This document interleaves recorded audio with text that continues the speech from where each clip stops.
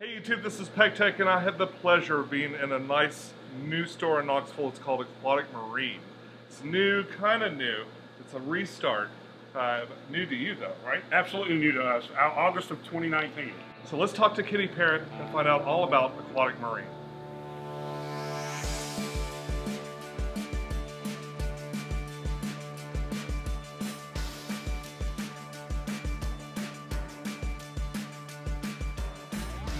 I think all of us in the hobby, we have a dream where we want to do what we love as a job, Right. as work, and a lot of times the end game to that seems to be a fish store. So you've gotten there. What do you think about that? I mean, how hard is that really to get there? In reality, it has been a love of passion and a grind to get to that point. It wasn't really something we were seeking directly to do, but it was one of those things that is part of the hobby. You can create that income, that job you're speaking of, and monetize it so that you can support your family. It is difficult. It's a 7-day-a-week job. There is no real vacations, if you will, because if you're not working, you're not making money and revenue for the store.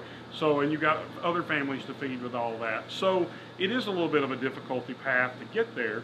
For us, Parrott Aquatic started in 2014. Custom builds is truly my passion. That's what I love to do, cabinetry, custom builds in homes and businesses and things like that. The challenge has been, how do we take it to the next level and let more people know we're really not just a mom and pop aquarium building company. We need some validity, if you will. So when the store became available, it kind of gave us that extra oomph and validity of the aquarium industry. So we are known in several states for our builds and things. So it has been it's been a passion and a love, and I've learned a lot. I never worked in retail. I never owned a retail store before. So as I've gone through this process, I have learned a tremendous amount in the last several months since we purchased the store. So it's been very much a learning experience. So, yeah, I followed you actually for a long time. You've been in Facebook groups and stuff. I think, did you say you worked out of your garage for a while? Yes. And you've built a custom-built sumps and stuff like that. I've eyeballed some of the really nice sumps that you've made and Thank things. you. And you worked a lot in saltwater, but this is expanded. There's really a lot of freshwater stuff here too. It's been hard to kind of pull in those extra things, or has that always been part of what you know? I have to tell you this. In 1990, I bought my first freshwater tank. It tells you I'm an old guy. But 1990, my first tank was a 55-gallon freshwater, hang on the back, filter, and my first fish was a ropefish. I know a lot of people are going to probably watch this and go, you can't put a ropefish in day one. Yeah, you could in 1990, because they would sell it to you. But a ropefish was my first thing. I've never been a snake guy. It's just the ropefish just spoke to me. So in 1990, my first tank was a 55-gallon with a ropefish. And there's kind of a little bit more of a story to that, but my ropefish spent his first night in the bathtub. But there's more to that story later. But that's where I started. And I did freshwater, did angelfish, clown loaches, all the different unique species of freshwater for a few years. And I think it was around 93 I took the plunge and I said, okay, I'm going to do a saltwater tank. And I got into saltwater, started with some basic damsels and things. And then I just fell in love with the colors, the passion. I like the intricacy of the salt water and the testing and the mixing of the salt. It was just more hands-on, and I found it very therapeutic for me because I was really investing myself in it a little bit more than I had to with freshwater. Now let me clarify that. I do miss certain aspects of freshwater. There was times I had a 300-gallon. I had some larger arowanas, some larger clown knifefish. So I did have larger freshwater fish before I made the jump to saltwater. But I just fell in love with saltwater. But let me be very clear. Aquatic Marine is very much dedicated to freshwater. We've actually added 18 freshwater aquariums to the freshwater wall to purchase fish, shrimp, mossballs, all the different things out of it. We've expanded the freshwater line since we bought the store. I've got to say, I've never seen a fluval flex wall. Yeah, I don't even know if Fluval's seen it, to be honest. It did come out of another major store that they, I don't know who built it for them, but we may actually be looking into that. It is an ABS infrastructure. but we are very happy with it. It's really gorgeous. It yeah. really makes a nice, stunning presentation. Thank that you. extra little bit of bulbousness to the tanks. Well, and for us too, there's smaller tanks. So when you're have people that are doing the nano tanks, you know, the smaller tanks, and you've even done some reviews on some of the tanks. Yeah.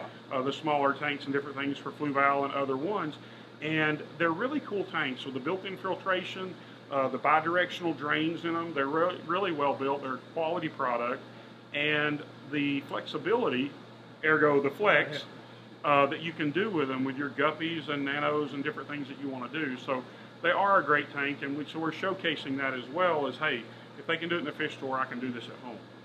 So you've bought this store, you walked into it, it had some equipment already, but you've done a major remodel. Yeah, we have invested heavily in the livestock side of the store. We are still investing heavily in the store. If you will, we have invested everything we've made back into the store. We upgraded the shelving. We have 8-foot gondolier tiered shelving over there now for our dry goods. We've added a few aquarium lines. We don't have any of the larger aquariums. We only have room for the smaller ones right now. We upgraded the coral space for saltwater to a 4x8. We put in some custom walnut cabinetry that we did. My custom reef tank is back there on the back wall for all to see. It's not hidden away at home. The only saltwater tank in our home now is my wife's seahorse tank. And it's on the kitchen island that we built several years ago. So that's the only saltwater tank Kenny has at home right now. So I brought it to work. I brought my hobby to work with me, so to speak. I guess you've got plenty here to deal with. Anyway. Yes, absolutely. Yeah, again, 7 days a week, pretty much 10, 12-hour days most of the time. We are in the process of putting in a new invert system. The rack should be here next week for that. So there's continual upgrades. And I've been blown away by the amount of positive kudos, if you will, that we've gotten from everybody as we've gone through this process. And mainly, it just started with a lot of cleanup effort and repairs. I mean, there was a lot of leaks behind the walls. I was like, wow.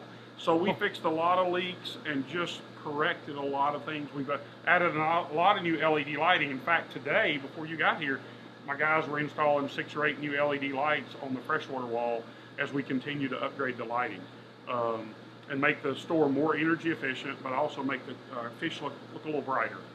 What was your biggest hurdle in going from working from your garage and doing stuff on your own to really coming here and committing to a physical brick and mortar location? Signing that lease. That lease is for 3 years. It's a substantial amount of money that you're responsible for the next 3 years. That was one of the things I lost the most sleep over, is can we do this? And also too, I have to depend on a lot of people. We have a great staff here. Josh, CJ, Isaac, Terry, Angie, AJ, Jacob. I mean, we have quite a few staff people that we depend on heavily. And honestly, this is, we call ourselves hobbyists, and we are, but this is a people hobby. Without people educating and sharing things and knowing things, it makes it very challenging. So as far as the financial kind of goes back to your, the original thing we were talking about, the lease was one of the hardest things for me to accept because it is substantial.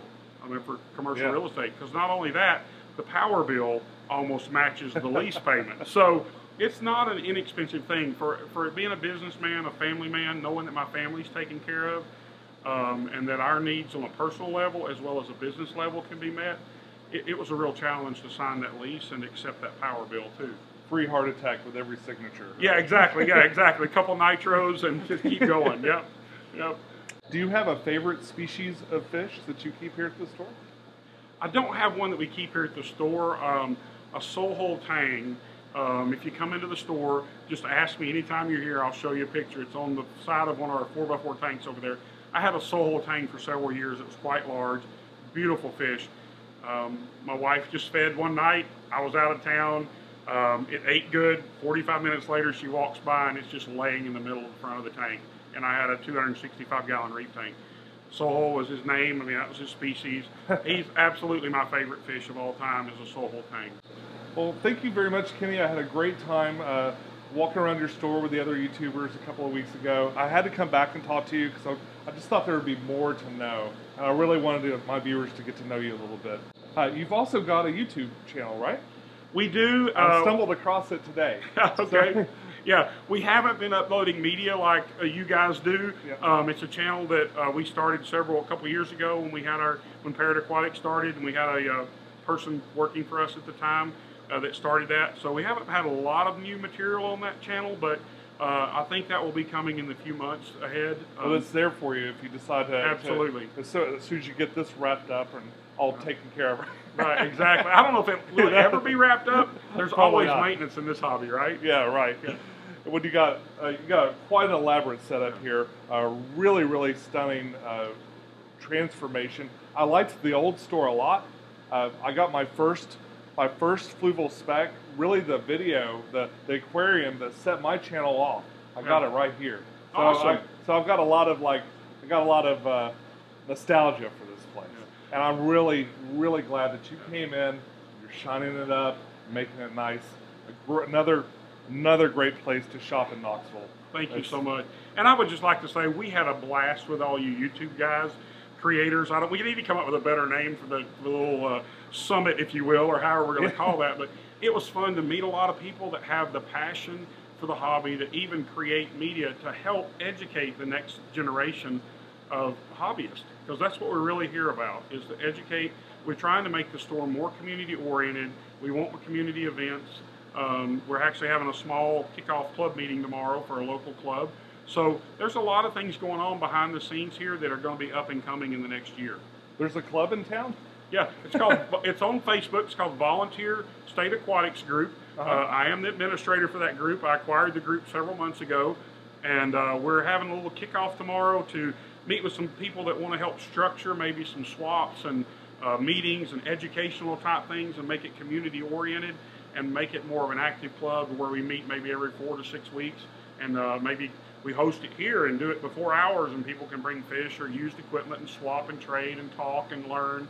Maybe have CChem and some other vendors come in and do some educational type stuff, because again, without hobbyists, the industry would fail. So we want to try to encourage everybody to be part of the community.